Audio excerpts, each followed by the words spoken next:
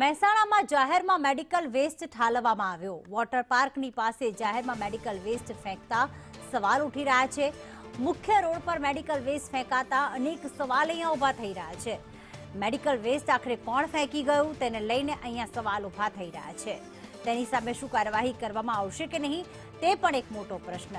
પાયલ અમારી સાથે જોડાઈ ગયા છે। પાયલ, આ મેડિકલ વેસ્ટ પર નજર કોની પડી અને ક્યાંથી ફેંકવામાં આવ્યો હશે? કોઈ શંકા વ્યક્ત કરવામાં આવી રહી છે હાલમાં? તો મેડિકલ વેસ્ટ વોટર પાર્કની બાજુમાં જ ફેંકીને જતો રહ્યો, જે લોકોના આરોગ્ય માટે ખૂબ જ હાનિકારક કહી શકાય। મેડિકલ વેસ્ટનો જથ્થો આખરે કોણે ફેંક્યો તે મોટો સવાલ।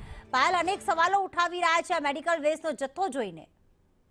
ચોક્કસ અનેકવાર આવા કિસ્સા સામે આવતા હોય છે કે મેડિકલ જે વેસ્ટ હોય છે તેને પ્રોપર જગ્યાએ ડિસ્પોઝ કરવો પડે, પરંતુ મહેસાણામાં અને કડી વિસ્તારમાં અનેક આવા કિસ્સા બન્યા છે।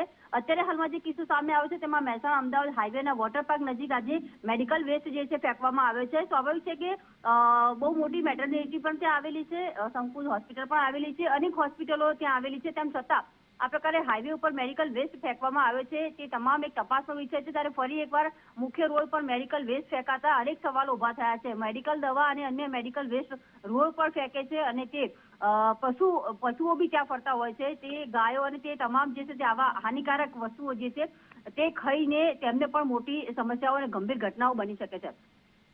બિલકુલ, આભાર પાયલ તમામ વિગતો માટે। તો મેડિકલ વેસ્ટનો જથ્થો આખરે કોણ ફેંકી ગયું? કારણ કે આ જે વોટર પાર્ક આવેલું છે તેની આસપાસ ઘણી બધી મોટી હોસ્પિટલ્સ આવેલી છે।